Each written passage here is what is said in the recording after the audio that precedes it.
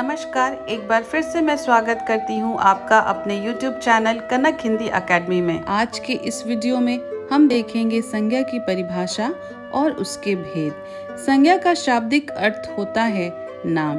अब इसकी परिभाषा देखते हैं। जिस शब्द से किसी व्यक्ति, वस्तु, स्थान, जाति या भाव के नाम का बोध हो उसे हम संज्ञा कहते हैं। हम कह सकते हैं कि संसार में किसी भी चीज का अगर नाम है तो वह संज्ञा के अंतर्गत आता है। दुनिया में कोई ऐसी चीज नहीं है जिसका अपना कोई नाम न हो। आप इस दुनिया में जो कुछ भी देख रहे हैं सबका अपना एक नाम है। मैं भी एक संज्ञा हूँ, आप भी एक संज्ञा हैं, क्योंकि आपका भी एक नाम है, मेरा भी एक नाम है। अब बात करते हैं संज्ञा के भेद के बारे में। संज्ञा के मुख्यतः 3 भेद हैं: व्यक्तिवाचक, जातिवाचक, भाववाचक। लेकिन जातिवाचक के 2 उपभेद और हैं, द्रव्यवाचक और समूहवाचक। इस प्रकार संज्ञा के कुल 5 भेद हो जाते हैं: व्यक्तिवाचक, जातिवाचक, भाववाचक, द्रव्यवाचक और समूहवाचक। अब हम बात करेंगे व्यक्तिवाचक संज्ञा के बारे में। तो चलिए इसकी परिभाषा देखते हैं। जो संज्ञा शब्द किसी व्यक्ति, वस्तु या स्थान विशेष का बोध कराए, ऐसे शब्द को व्यक्तिवाचक संज्ञा कहते हैं। इसे हम कुछ उदाहरण द्वारा समझने की कोशिश करते हैं। इन वाक्यों में आप देखिएगा, राहुल, सचिन, बिहार, रामायण, सलमान खान, ये सभी व्यक्तिवाचक संज्ञा हैं, क्योंकि ये सारे शब्द किसी विशेष व्यक्ति, वस्तु, स्थान इत्यादि का बोध करा रहे हैं।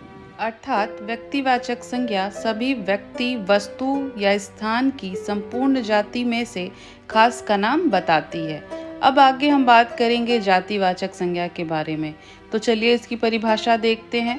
जो शब्द किसी व्यक्ति, वस्तु या स्थान की संपूर्ण जाति का बोध कराती है, उन शब्दों को हम जातिवाचक संज्ञा कहते हैं। यानी जातिवाचक संज्ञा शब्दों से एक जाति के अंतर्गत आने वाले सभी व्यक्तियों, वस्तुओं व स्थानों के नाम का बोध होता है। तो चलिए कुछ उदाहरण द्वारा इसे समझने की कोशिश करते हैं। सबसे पहले हम लेते हैं गाय। अब गाय जातिवाचक संज्ञा क्यों है? तो गाय बोलने से पहाड़ी, हरियाणवी, जर्सी, काली, सफेद, देशी, विदेशी सभी गायों का बोध होता है। गाय एक जाति का बोध कराती है, इसलिए हम इसे जातिवाचक संज्ञा कहते हैं। दूसरा उदाहरण है लड़का। अब लड़का बोलने से सिर्फ राम या रमेश या अभिषेक, चंदन, गोपाल का ही बोध नहीं होता, बल्कि लड़का बोलने से सभी तरह के, सभी जगह के लड़कों का बोध होता है और एक खास अवस्था वाली जाति को ही हम लड़का कहते हैं। तीसरा उदाहरण है नदी। नदी शब्द कहने से विश्व की सभी नदियों का बोध होता है। इस शब्द से हमें किसी विशेष नदी या गंगा, यमुना, सरयू, कोसी, गंडक नहीं, बल्कि सभी नदियों का बोध होता है। इस प्रकार नदी जातिवाचक संज्ञा शब्द हुआ, क्योंकि नदी जल के स्रोत की एक जाति है। चौथा उदाहरण है शहर। शहर एक स्थान सूचक जातिवाचक संज्ञा के अंतर्गत आता है। इसके अंतर्गत कोई एक शहर जैसे दिल्ली, कोलकाता, चेन्नई, मुंबई, बेंगलुरु, वाराणसी, पटना एक नहीं बल्कि सभी शहर का बोध होता है, इसीलिए इसे हम जातिवाचक संज्ञा कहते हैं। 5वां उदाहरण है पर्वत। अब पर्वत कहने से भी कोई किसी एक पर्वत का बोध नहीं होता, बल्कि दुनिया के सभी पर्वत जैसे हिमालय, कैलाश, नीलगिरी, अरावती, दुनिया के सभी पहाड़ों का या पर्वत का बोध होता है। तो यह भी जातिवाचक संज्ञा है, क्योंकि यह खास प्रकार की जाति का बोध कराती है। उसके बाद हम देखते हैं अगला उदाहरण है पक्षी। अब पक्षी कहने से किसी एक कबूतर को या किसी एक तोता को या किसी एक मैना को या किसी एक कौवा को हम पक्षी नहीं कहते, बल्कि ये सभी एक जाति के अंतर्गत आते हैं, जिस जाति को हम पक्षी कहते हैं।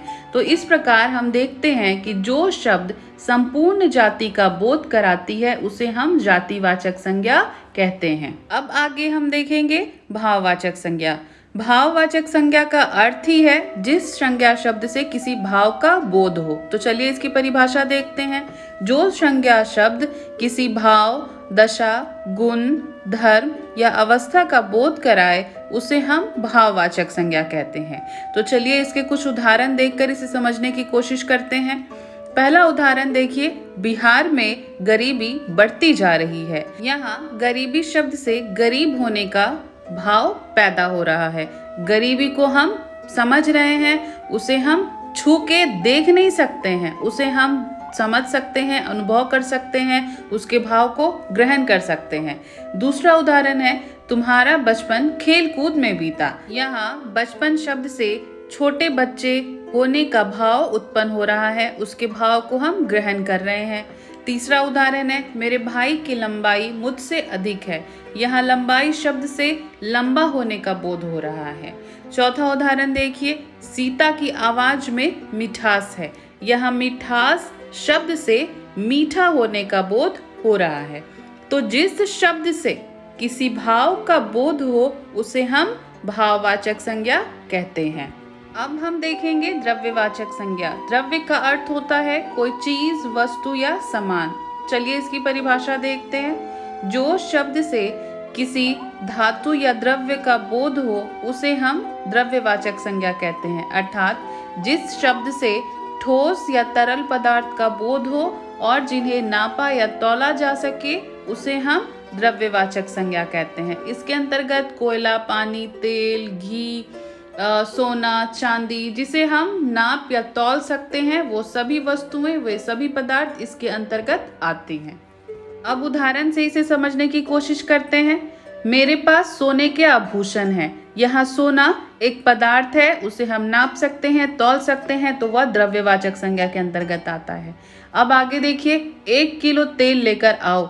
यहाँ तेल को हम नाप सकते हैं, लीटर में नाप सकते हैं, केजी में नाप सकते हैं, तो हम उसे कह सकते हैं कि यह द्रव्यवाचक संज्ञा है। मुझे दाल पसंद है, मुझे चांदी के आभूषण बहुत पसंद है, लोहा एक कठोर पदार्थ है, दूध पीने से ताकत बढ़ती है, 1 गिलास पानी लेकर आओ। यहाँ पर हम देखते हैं कि दाल, चांदी, लोहा, दूध, पानी, इन सभी को हम नाप सकते हैं, तौल सकते हैं। तो इस तरह से हर वो चीज, हर वो वस्तु जिसे हम नाप सकते हैं, तौल सकते हैं, वह द्रव्यवाचक संज्ञा के अंतर्गत आता है। अब हम देखेंगे समूहवाचक संज्ञा। समूहवाचक संज्ञा सबसे आसान है। इसकी परिभाषा इस प्रकार है, जिन शब्दों से किसी भी व्यक्ति या वस्तु के समूह का बोध हो, एक नहीं, दो नहीं, पूरे समूह का बोध हो, उन शब्दों को हम समूहवाचक या समुदायवाचक संज्ञा कहते हैं। तो चलिए इसका कुछ उदाहरण देखते हैं और उदाहरण से समझने की कोशिश करते हैं। मान लीजिए पहला वाक्य है, मुझे 1 दर्जन अंडा चाहिए। यहाँ दर्जन से हम एक अंडे की बात नहीं कर रहे हैं, हम पूरे समूह की बात कर रहे हैं, पूरे 12 अंडे की बात कर रहे हैं। तो यहाँ दर्जन शब्द जो है वो पूरे समूह का बोध करा रहा है, तो दर्जन समूहवाचक संज्ञा हुआ। अब दूसरा उदाहरण लेते हैं।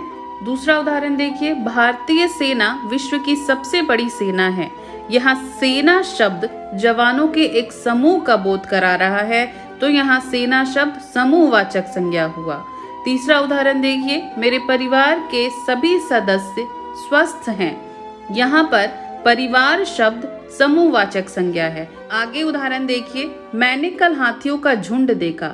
यहाँ झुंड से हाथियों के समूह का बोध हो रहा है। इस तरह से हम देखते हैं कि जो शब्द समूह का बोध कराता है उसे हम समूहवाचक संज्ञा कहते हैं। तो आज के इस वीडियो में हमने देखा संज्ञा की परिभाषा और उसके भेद। आशा करती हूँ यह वीडियो आपको पूरी तरह से समझ में आया होगा। अगर आया हो तो प्लीज इस चैनल को सब्सक्राइब करें, लाइक करें और हाँ, कमेंट करें।